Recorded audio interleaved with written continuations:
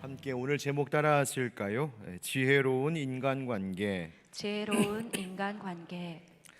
솔로몬의 잠언 가운데 그 서두에 있는 15개의 강화 모음 가운데 오늘은 5번째와 6번째 이야기를 한꺼번에 좀 하려고 합니다.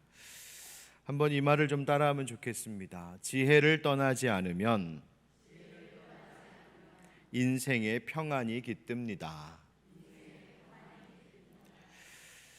잠언 3장 19절부터 26절 사이에는 지혜가 우리에게 가져다주는 인생의 평안에 대하여서 말해주고 있습니다. 19절과 20절 말씀에 여호와께서는 지혜로 땅에 터를 놓으셨으며 명철로 하늘을 견고히 세우셨고 그의 지식으로 깊은 바다를 갈라지게 하셨으며 공중에서 이슬이 내리게 하셨느니라 말씀하십니다. 이 말씀엔 유사한 단어들 반복되지요. 지혜, 명철, 지식입니다. 이와 같은 바로 하나님의 지혜가 무엇을 했다고 합니까?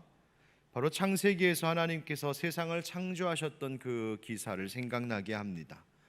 하나님께서 땅에 터를 놓으시고 하늘을 견고히 세우십니다. 마치 건축자가 집을 지을 때에 기초를 놓고 기둥을 박고 지붕을 씌우는 모습을 연상케 합니다. 하나님께서 이 세상을 만드실 때에 그냥 대충 만드신 것이 아니라 건축자가 정확한 설계와 계획을 가지고 지어 올리듯이 그렇게 하나님은 이 세상을 당신의 지혜로 질서 있게 틀림없이 오차와 오류 없이 세상을 지으셨습니다. 문제를 일으키고 있는 것은 인간입니다. 또 바다를 가르시고 공중에서 이슬이 내리게 하셨다고 하죠. 바다를 가르셨다라고 하는 말의 뜻은 물줄기를 터뜨렸다라는 말입니다. 그러니까 땅을 갈라 그 물줄기가 대지에 곳곳으로 흘러 들어가게 하셨고 그것으로 모든 땅들이 비옥하게 하셨습니다. 하늘에서는 이슬을 내리고 단비를 내려 땅을 적시우셨습니다. 그래서 이 땅에 생명이 자랄 수 있게 하셨다는 겁니다. 이 모든 일이 하나님의 지혜, 명철, 지식으로 행하여졌다고 말하고 있는 것이죠. 이 말씀 그리고 창세기의 창조 기사가 말하고 있는 것이 무엇이겠습니까? 그 핵심은 바로 모든 것의 기원, 모든 것의 시작이 하나님이시라는 것을 말하고 있는 것입니다. 그냥 세상의 모든 것들이 우연히 일어나고 우연히 생기고 우연히 발생한 것 아니라 모든 것은 다 하나님으로부터 말미암았다는 것이죠. 이 세상의 모든 기초가 지혜요, 하나님의 지혜가 그 모든 것을 가능하게 하고 있다고 말하고 있습니다. 여러분도 믿으십니까? 아멘. 이렇게 전하고 있는 이 말씀을 전하고 있는 지혜자의 관점을 한번 생각해 보십시오.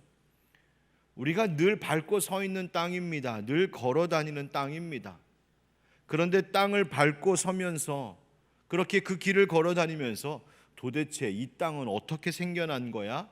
그것을 깊이 생각하면서 사는 사람은 사실 그리 많지 않습니다. 하늘을 보면서 야, 저 하늘은 어떻게 저렇게 푸르고 광활하게 펼쳐져 있을까? 저 하늘은 도대체 어떻게 생긴 것일까? 그 시작을 깊이 생각하며 사는 사람 많지 않습니다. 바다가 있고 강이 흐르고 때마다 비가 오고 그렇게 기후와 자연 환경이 마치 살아있는 것처럼 변화되고 움직이는 현상들을 바라보면서 많은 사람들은 그냥 그저 저렇게 되는 거지, 늘 그래왔던 것이지 그냥 당연한 것으로 봅니다만 그것을 깊이 어떻게 이것이 이렇게 변화되고 움직일까 생각하며 사는 사람 사실 별로 많지 않습니다. 조금 관심 있고 조금 더 공부하고 연구하려는 사람들은 거기서 과학적인 분석을 하고 어떻게 하면 인간이 거기서 쓸 수 있는 것을 얻어낼 수 있을까?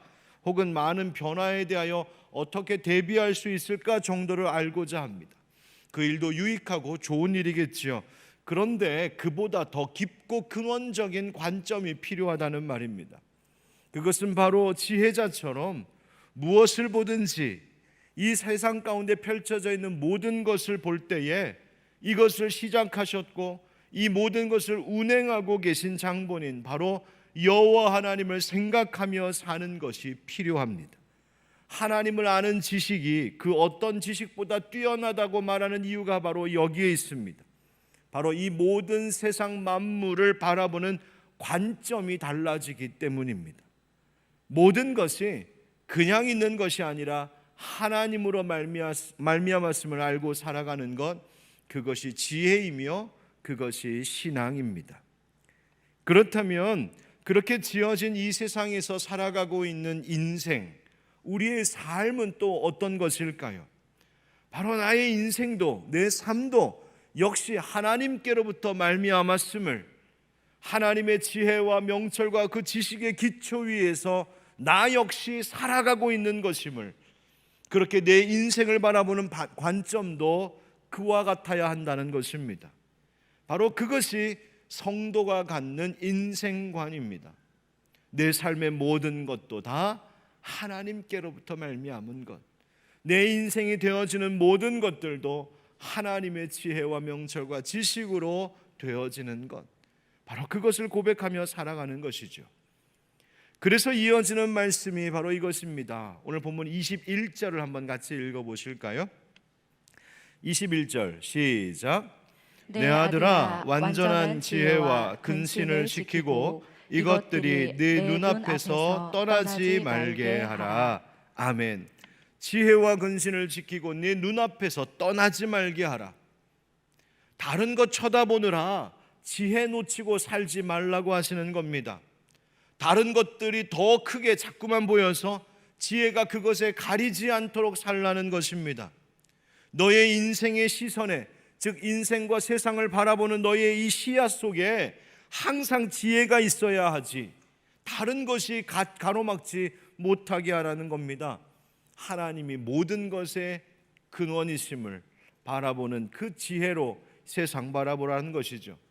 뭘 하든지 어떤 상황 속에서든 그 인생관으로, 그 세계관으로 살아가고 그렇게 바라봐야 한다고요.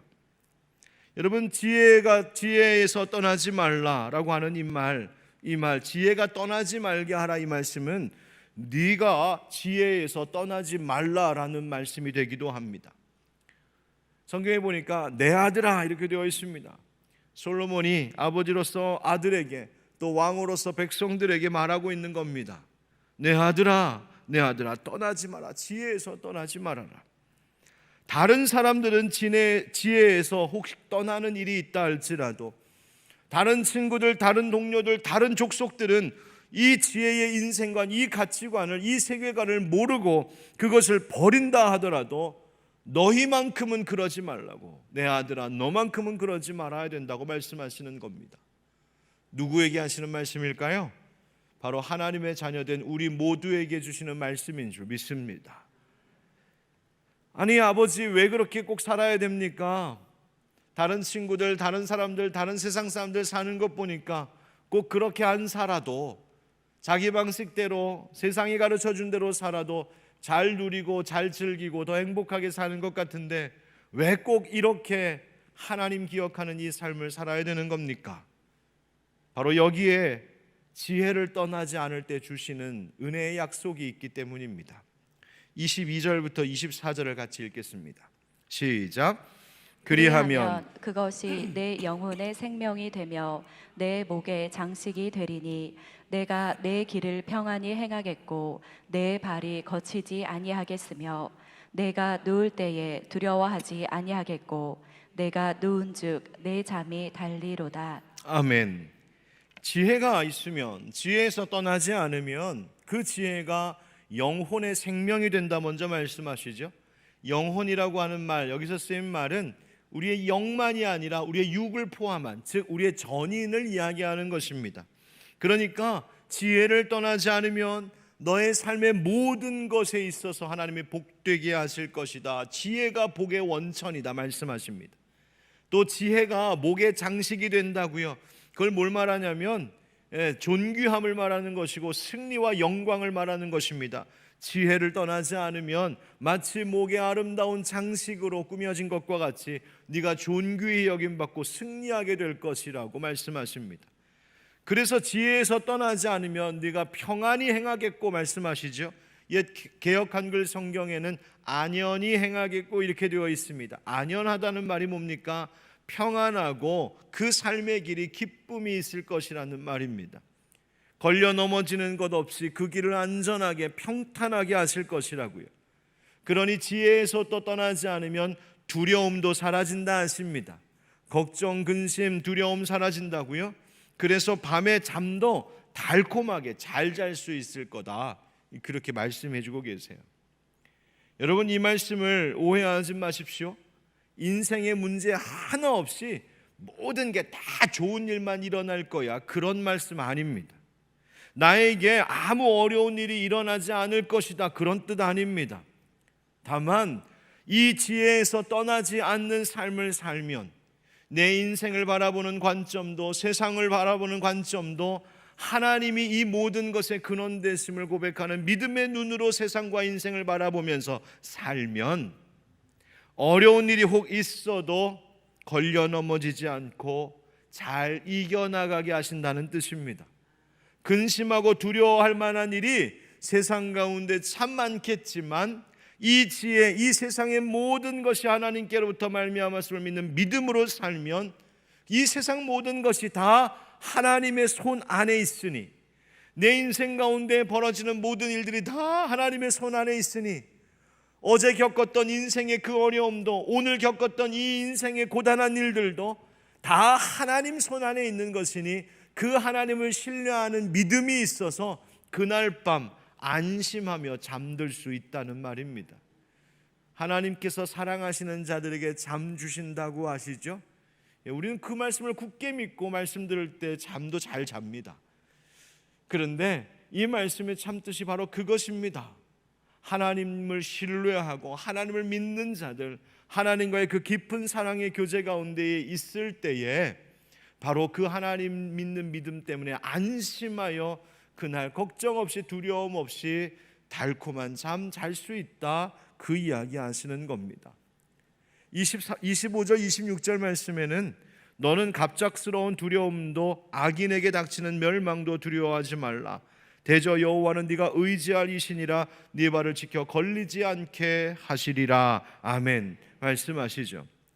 여러분, 앞서 읽었던 23절 말씀부터 쭉 보면 이런 말들이 반복됩니다. 네 발이 거친다, 넘어진다, 두려워한다, 갑작스러운 두려움이 있다, 네 발이 걸린다라고 하는 그런 동사들이 보입니다.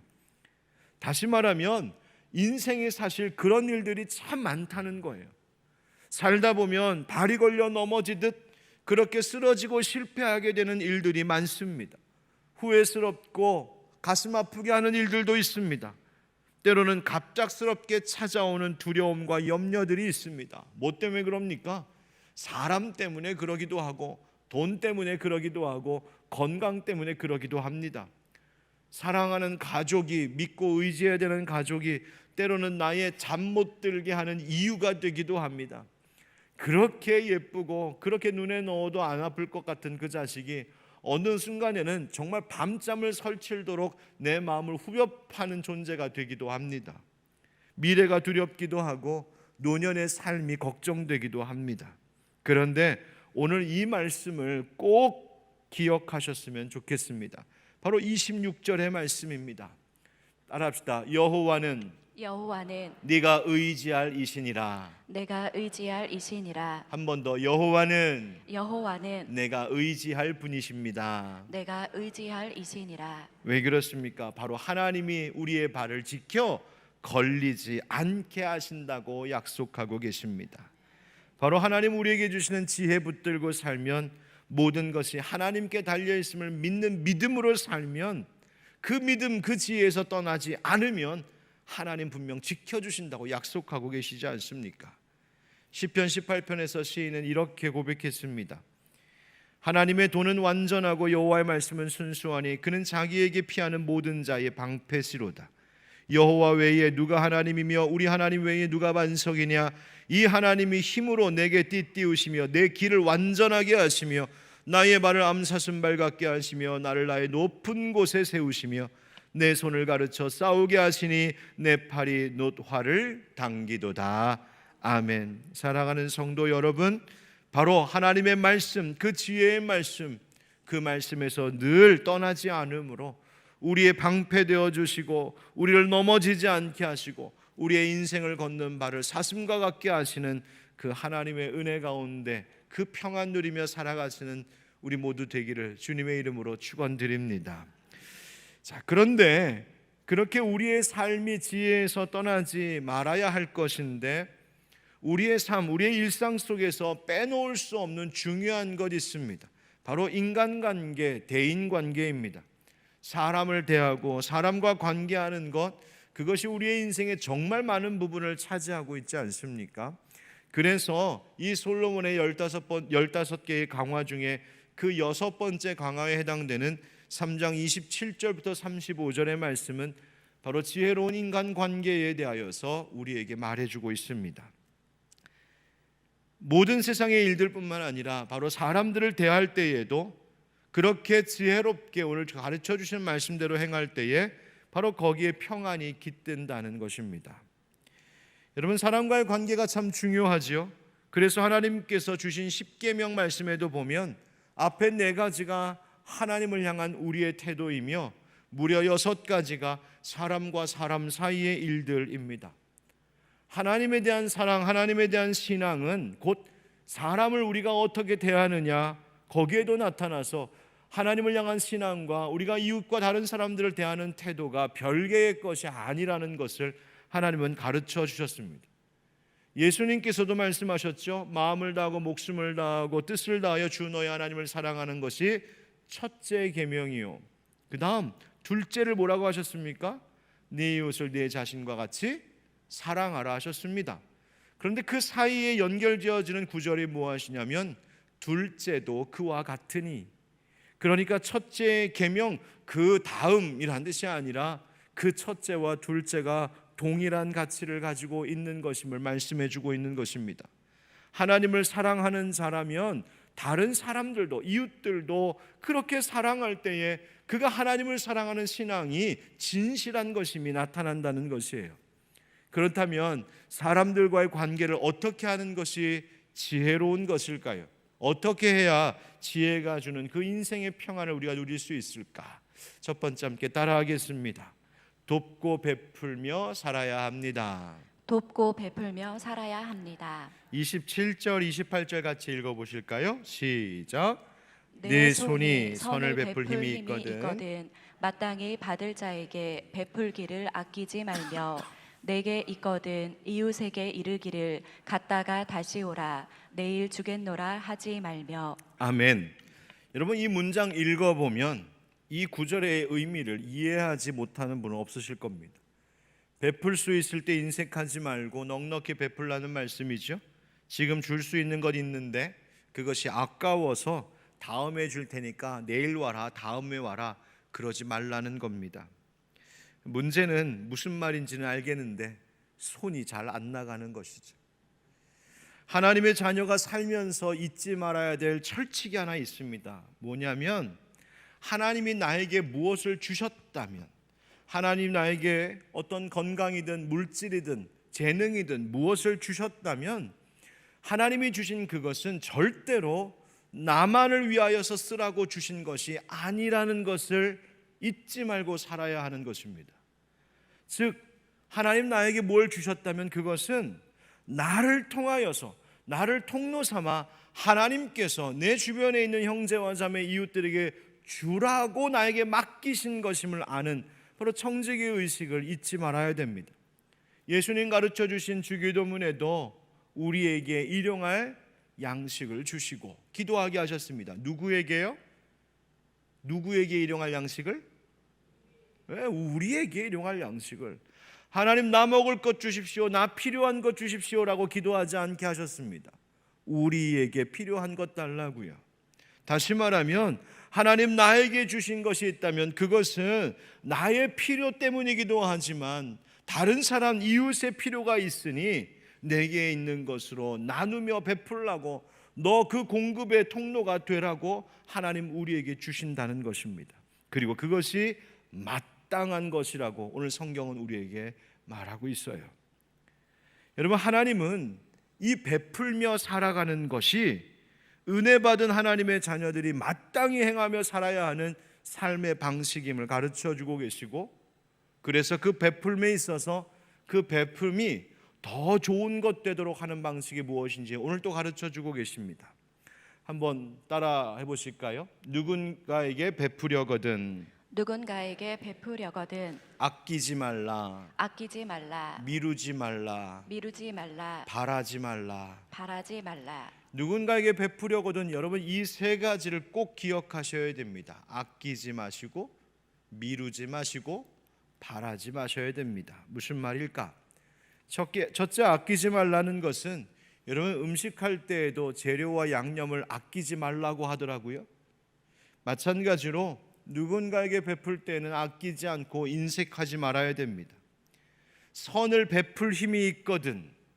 여러분 이 말씀 때문에, 이 구절 때문에 핑계 대지 말아야 됩니다. 나는 그럴 힘이 없어서, 가진 것이 없어서. 여러분 그럴 수 있는 말씀이 아닙니다. 이것은 물질만을 말씀하고 계신 것이 아니에요. 내게 물질이 있다면 그 물질을 나눌 수 있죠. 건강이 있다면 건강으로 섬기며 살아야 되는 겁니다. 배운 것 있다면 그 배운 것 나누며 사셔야 합니다. 시간이 있다면 그 시간을 다른 사람과 교회를 위해 쓸 줄 알아야 합니다. 하나님께도 인색하지 말라고 분명히 성경은 우리에게 가르쳐주고 있죠. 저는 예전부터 선배 목사님들께 배운 것 있습니다. 하나님 앞에 무엇을 드릴 때, 특별히 봉헌할 때, 헌금할 때 어느 정도 드려야 되냐면 내 속이 쓰릴 정도로, 마음이 시릴 정도로, 가슴 한켠이 칼로 싹 베이는 것 같은 마음이 들 정도로 드려야 한다고 배웠습니다. 하나님께서 그거 갚아주시고 하나님께서 다 채워주시는 것을 경험하며 이때까지 살고 있습니다. 마찬가지로 하나님께 드림에도 인색하지 말아야 되지만 다른 사람을 도울 때에도, 섬길 때에도 인색하지 말라 하십니다. 내가 생각한 것보다 조금 더 얹어서 베풀라 하십니다. 내가 누구 라면 한 그릇 사줄 마음이 있었다면 조금 더 해서 짜장면 사주시고요, 짜장면 사줄 마음이 있었거든 기왕이면 곱빼기 사주십시오. 바로 그 마음 가지고 살라고 하시는 것입니다. 아끼지 말라. 두 번째는 뭐라고요? 미루지 말라 하십니다. 베풀고 나누는 일은요, 미루지 말아야 됩니다. 지난 주일 저녁에 가족들과 식사를 하다가 아이들이 이렇게 TV를 틀었는데 오랜만에 임영웅이 나오더라고요. 여러분 임영웅 좋아하십니까? 벌써 얼굴에 화색이 도시는군요. 근데 제 후배 목사 중에 임영웅 닮은 친구 하나 있습니다. 제가 언제 한번 데리고 올까요? 갑자기 그 목사님이 생각이 났는데요. 그 목사님 지방에서 작은 교회 개척하고 목회 열심히 하고 있는 목사님입니다. 갑자기 생각이 나서 그냥 문자 하나 보냈습니다. 어떻게 잘 지내고 있어요? 힘내세요. 그러면서 좀 그냥 힘내라고 케이크 하나 보내줬거든요. 그랬더니 답이 왔습니다. 목사님 어떻게 하셨어요? 오늘 사실은 창립 3주년이었어요. 놀랍죠? 그래서 너무 기뻐가지고 고맙다고 나중에 인사하자고 그런 얘기 주고받았었습니다. 여러분 따라합시다. 베품은 타이밍입니다. 타이밍입니다. 여러분 정말 타이밍 잘 지켜야 돼요. 성령님께서 그 마음 주실 때가 있거든요. 누구 좀 돌봐라, 누구 좀 연락해봐라, 누구를 위해서 기도해라, 누구에게 뭘 좀 전해라, 베풀어라. 성령님 우리에게 그 마음 주실 때 있거든요. 여러분 그 마음 주실 때 미루지 마시고요, 즉각 순종하셔야 됩니다. 지금 그 사람에게는 나의 그 작은 베품 하나가 어쩌면 너무나 급한 것일지 모르고 절박하게 필요한 것일지 모릅니다. 모든 선행에 있어 중요한 것은 정말 그에게 시의적절하게 베풀어지는 것인데 바로 기회다 싶을 때가 있으면 베푸십시오. 부르신다, 하나님께서 날 쓰기를 원하셔서 부르신다 싶으면 봉사하십시오. 그거 미루어 두었다가 내게 주신 것 다 거두어 가시면 어쩌시려고 합니까?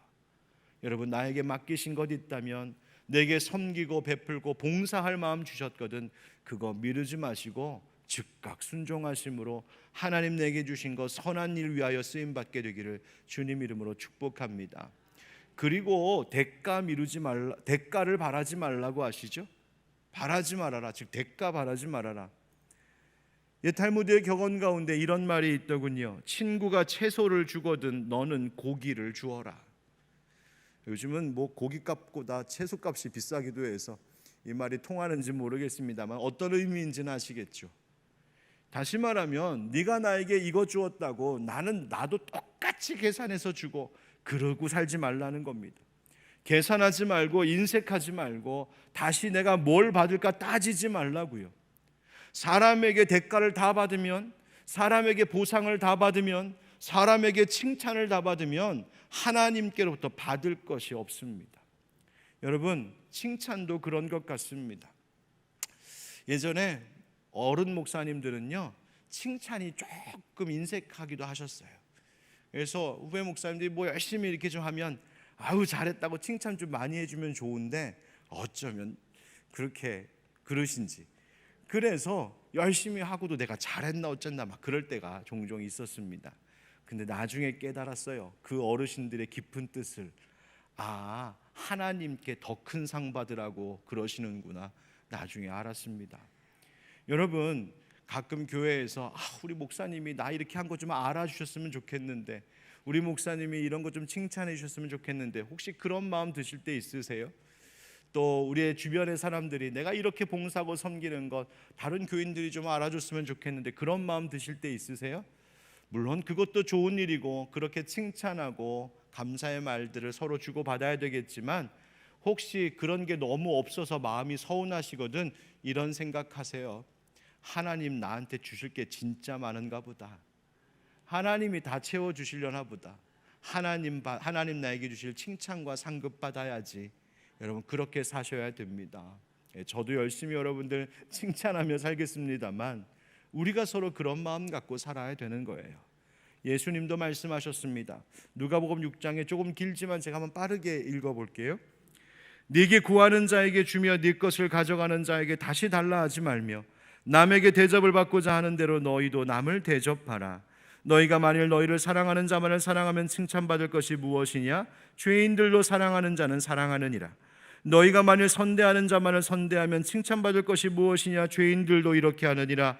너희가 받기를 바라고 사람들에게 구워주면 칭찬받을 것이 무엇이냐? 죄인들도 그만큼 받고자 하여 죄인에게 구워주느니라. 오직 너희는 원수를 사랑하고 선대하며 아무것도 바라지 말고 구워주라. 그리하면 너희 상이 클 것이요 또 지극히 높으신 이의 아들이 되리니 그는 은혜를 모르는 자와 악한 자에게도 인자하시니라. 너희 아버지의 자비로우심 같이 너희도 자비로운 자가 되라. 비판하지 말라. 그리하면 너희가 비판을 받지 않을 것이요 정죄하지 말라. 그리하면 너희가 정죄를 받지 않을 것이요 용서하라. 그리하면 너희가 용서를 받을 것이요. 우리 38절은 같이 읽어볼까요? 시작. 주라. 그리하면 너희에게 줄 것이니 곧 후히 되어 누르고 흔들어 넘치도록 하여 너희에게 안겨주리라. 너희가 헤아리는 그 헤아림으로 너희도 헤아림을 도로 받을 것이니라. 아멘. 사랑하는 성도 여러분, 우리에게 주신 모든 것이 하나님께서 베풀고 나누라고 주신 것인 줄 알고 내게 있는 것 아끼지 말고 꼭 필요한 바로 그때의 지금 즉시, 그리고 대가를 바라지 말고 넉넉히 돕고 베푸는 우리 되길, 하나님 아버지 닮는 우리 되길 주의 이름으로 축원드립니다. 함께 두 번째 따라 합시다. 악한 행실은 버리고 악한 자들은 멀리해야 합니다. 악한 행실은 버리고 악한 자들은 멀리해야 합니다. 29절부터의 말씀을 보십시오. 네 이웃이 네 곁에서 평안히 살거든 그를 해하려고 꾀하지 말며 사람이 네게 악을 행하지 아니하거든 까닭없이 더불어 다투지 말며 포악한 자를 부러워하지 말며 그의 어떤 행위도 따르지 말라. 아멘. 어떤 사람이 내 곁에서 평안히 사는데 왜 그를 해하려고 꾀하는 일이 있는 것일까? 그 고약한 심보죠. 만약 누군가 그런 마음을 갖는다면 그 동기가 무엇이겠습니까? 시기이고 질투이고 자기 욕심이죠. 더 차지하려고 하는. 여러분, 이것은 여기서 해하려고 한다는 이 말은 다만 물리적으로 그저 신체적으로 해하는 것만을 말하는 것이 아니라 그 이웃의 마음을 다치게 하는 것도 포함이 됩니다. 그 이웃을 실망시키기도 하고 낙심시키고 상처 주는 일들, 그의 믿음을 깨뜨리고 신뢰를 깨뜨리는 것, 배신하는 것, 바로 그걸 말하는 겁니다. 여기서 그 해하려고 하는 일을 꾀한다, 이 말은 무슨 말이냐면 그렇게 하려고 머리를 굴리고 계획을 세워 의도적으로 그렇게 한다는 거예요. 그런 사람들이 있답니다. 그런 사람들끼리 모이기도 한답니다. 자, 그렇다면 여러분은 어떠신가요? 여러분, 이 말씀을 들을 때에 누가 그런가? 그렇게 의심의 눈초리로 째려볼 것이 아니라 이 말씀을 주시는 이유는 나는 어떤가 먼저 돌아보라고 주시는 겁니다. 또 생각할 것은 내가 과연 어떤 사람들과 함께 하고 있는가 돌아보라는 것이죠. 포악한 자 부러워 말고 그런 어떤 행위도 따르지 말라 하십니다. 그런 사람들과 어울리지 말라는 것입니다. 헛되고 어리석은 부러움을 버리라고 하시는 겁니다. 탈무드의 격언에 이런 말도 있습니다. 친구를 찾을 때는 한 단계 위에서 찾으라. 한 단계 높은 곳에 올라가서 찾으라. 여러분, 이 말은 무슨 말이냐면 나보다 좀 더 잘 살고 나보다 좀 더 큰 평수 아파트에 살고 나보다 더 부자고 나보다 더 잘 나가는 사람을 친구 삼아라, 그 이야기가 아닙니다. 그 말은 내가 배울 만한 사람, 내가 따를 만한 사람, 내가 선한 영향력을 받을 만한 그런 사람들을 만나서 사귀라는 거예요. 영적으로도 그렇습니다. 기도의 본이 되는 사람과 어울리셔야 합니다. 말씀 생활의 본이 되어서 경건한 생활의 본이 되는 이들과 함께 어울리고 사귀고 대화하셔야 됩니다. 봉사하고 섬기고 헌신하는 모든 일에 있어서 다른 이들보다 앞장서고 더 겸손히 섬기는 그런 본이 되는 사람들과 더불어 교회 생활하시는 것이 유익합니다. 사람 가리라는 이야기가 아닙니다.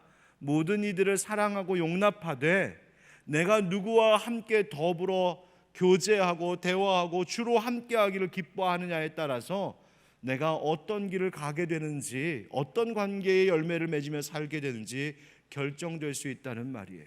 여러분, 요즘 누구와 함께 어울리십니까? 누구와 함께 다니고 누구와 함께 대화하기를 기뻐하시나요? 여러분, 모든 것에 있어서 본이 될 만한 사람, 내가 따르며 배울 만한 그 사람과 함께함으로 여러분들도 그렇게 성장하게 되는 은혜가 있기를 주님 이름으로 축복합니다. 세 번째, 따라합시다. 하나님께서 보고 계심을 잊지 말아야 합니다. 하나님께서 보고 계심을 잊지 말아야 합니다. 이 악을 행하는 자들이 그 악한 일을 꾀하고 행할 때에 그 일이 자기들 계획대로 뜻대로 쫙 되면 아마 좋아라 할 겁니다. 역시 이렇게 하는 게 맞았지. 내가 똑똑했지. 이렇게 되는 것이 당연하지. 그러나 성경은 분명히 이야기하고 있습니다. 하나님께서 그 모두 행한 것에 대하여서 그에 따른 보응을 주신다고 말입니다. 32절부터 35절의 단락을 보면 이렇습니다. 대저 패역한 자는 여호와께서 미워하시나 정직한 자에게는 그의 교통하심이 있으며 라고 그 말씀이 시작되면서 먼저 하나님께서 기뻐하시지 않는 대상들을 먼저 나열합니다. 누구냐? 패역한 자, 33절에는 악인의 집, 34절에는 거만한 자, 35절에는 미련한 자. 패역한 자에게는, 여기서 패역한 자라고 하는 것은 하나님 보시기에 역겨운 일을 하는 사람을 이야기하는데 그들을 하나님이 여호와께서 미워하신다 합니다. 악인의 집에는 여호와께서 저주를 내리신다 합니다. 거만한 자에게는 하나님이 그를 비웃으신다 하십니다. 미련한 자는 수치를 당한다 말씀하십니다. 무슨 뜻인가요?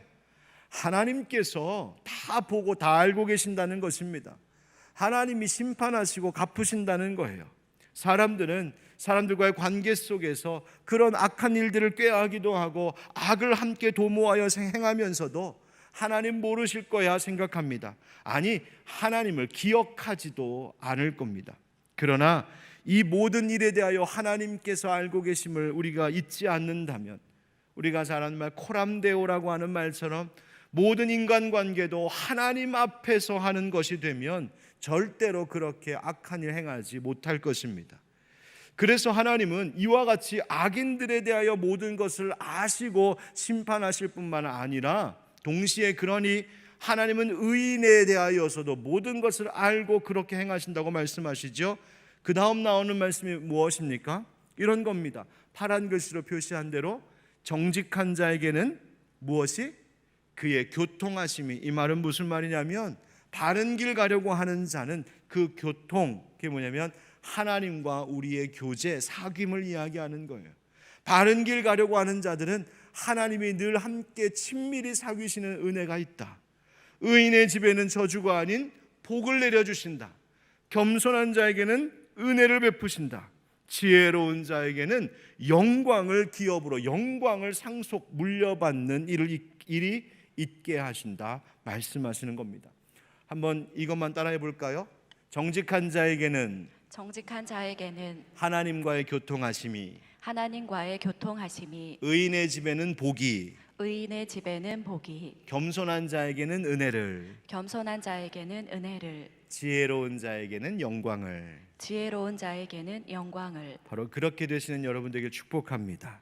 그러므로 모든 인간관계에 있어서 하나님께서 그것을 보고 그것을 다 알고 계심을 잊지 않고 행동한다면 우리의 사람들과의 관계가 하나님 보시기에 칭찬할 만한 것이요 좋은 열매들을 풍성히 맺게 될 줄 믿습니다. 마지막으로 우리가 잘 알고 있는 시편 1편의 말씀을 봅니다. 시편 1편에 복 있는 사람은 악인들의 꾀를 따르지 아니하며 죄인들의 길에 서지 아니하며 오만한 자들의 자리에 앉지 아니하고. 다 사람과의 관계 이야기입니다. 악인들 따르지 않고 죄인들과 함께 서지 않고 오만한 자들의 자리에 앉지 않고. 어떤 사람들과 너희가 함께하고 있느냐에 따라서 그 인생이 복 있는 인생이 될 수도 있고 아닐 수도 있다는 것이죠. 대신에 하나님께 복을 받는 자들은 누구라고 말하고 있습니까? 2절에 오직 여호와의 율법을 즐거워하며 그의 율법을 주야로 묵상하는 자도다. 바로 지혜를 떠나지 않는 사람들입니다. 우리 3절부터는 같이 읽어봅시다. 시작.